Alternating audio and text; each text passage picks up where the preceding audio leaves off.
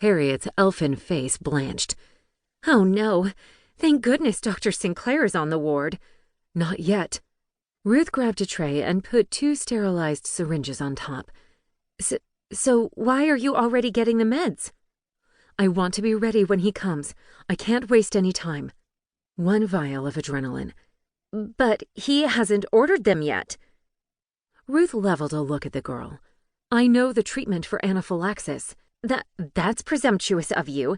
You'll make the doctor angry." Ruth pulled a vial of morphine. "I don't care about the doctor's feelings. I care about my patient's life." She ignored Harriet's gasp and returned to Lieutenant Holmes's bedside. He stared up at her with wild eyes. "My throat. It itches. It's swelling up. Was that iodine?" "Yes, sir, it was. But Dr. Sinclair is on his way." She gave him her most soothing smile. "Now let's get you in a more comfortable position." Ruth patted his back dry and helped him roll over. Lieutenant Holmes clawed at his throat. I can't breathe." Red hives dotted his fair skin. "Sure you can breathe. Stay very calm, and think about something else. Where are you from, Lieutenant?" "New Hampshire." His chest heaved out the words. Ruth filled a syringe with adrenaline. "So you're used to this cold weather, unlike Arizona over there.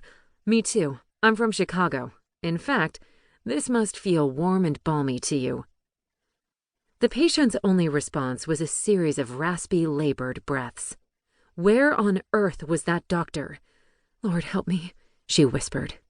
Ruth pulled up a dose of morphine and chattered about the way the snow filled the streets of her slum and made them look clean for a change, until the thaw made them look worse than ever. But as Lieutenant Holmes gasped for air, all she could see were Pa's last breaths as the blood clot settled in his lungs, and Ma's wheezes as she wasted away with pneumonia. As a nursing student, she couldn't help her parents, and now as a nurse, she couldn't help this young man. She glanced at the clock on the wall. If Dr. Sinclair didn't come in the next 60 seconds, she'd give the adrenaline herself. And lose her position? As the oldest of 7, she had a responsibility to her brothers and sisters. How could they get by without her support? Images of those beloved faces swam before her, her purpose, her joy. Why did it always have to be this way? Why did she have to choose between doing the right thing and protecting her family? Dr. Sinclair burst through the door, his white lab coat flying, and Ruth let out a deep sigh.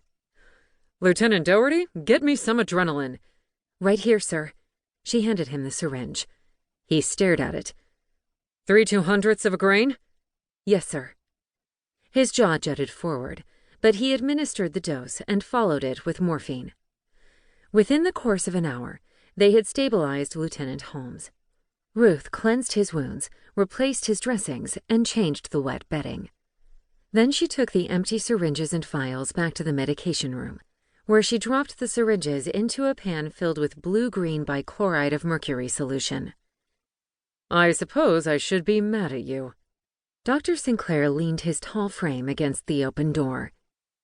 Ruth shook the pan until the syringes were submerged. "My job is to care for the patient."